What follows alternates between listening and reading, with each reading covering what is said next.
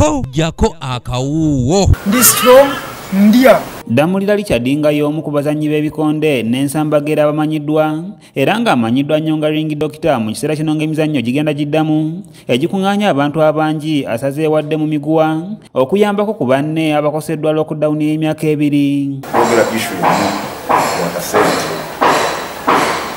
Sanzibwa nti omukulembeze yaggulawo n'okuza abaana mu masomero. Abazannyi bano bazadde abamu balina rent arrears abetaaga kuyambibwa mu kusasula ki. Olulwana luno olw'okunoonya obuyambi lwakubeerawo omwezi ogujja ng'ennaku z'omwezi 11 ku hoteli ya Sibyangu e Nateete. Olulwana olw'olunaku lwakubeera wakati wa Damulira Richard wamu ne Maseruka Andrew nga wakubeerawo n'abazannyi abalala abagenda okubeera mu nsiike n'ennwana 9 ku lunaku olwo. Omuntu yenna anaakuuma abako ebigambo byayogera ebitiisatiisa. Damulira aweze n'alaga nga bwagenda okufutiza Maseruka oluvannyuma lw'ebbanga tazannya wabula nga ye abadde atendekebwa. Mbadde ntraininga nnyo ntraininga bulungi nnyo kubanga lockdown teyatwala bakooki bange, covid teyatwala bakooki bange, nasigala nabo.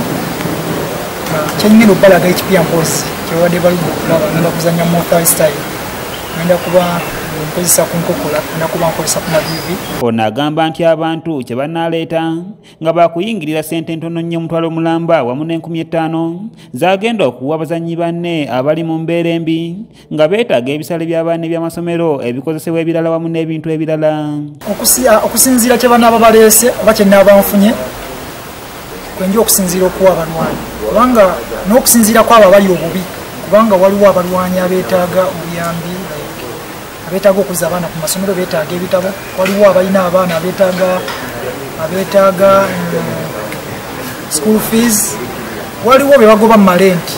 Oluzannya luno lugenda okusookera ddala mu Uganda bukyanga COVID-19 abalukawo wabula nga ne Maseruka agamba nti naye abadde yeetegeka bulijjo newankubadde mu luzannya olwasembayo Damulira yamukuba bubi nnyo. Safuna bakooki bamala era bakooki balungi kuntendeka sitayiri eyo gye twali tuzanyiramu. Ne olwaleero nsobodde okufuna kooki omulungi nantendeka sitayiri eyo gye tugenda okuzanyiramu era nkakasa nti masitalinze bulungi esobola okuwangula omusajja. Salina Sifu yakusakidde eggulire lino okulwa ABS Television. Ekyankubya luli nampangula nakimanya zizeyo nenkitereeza.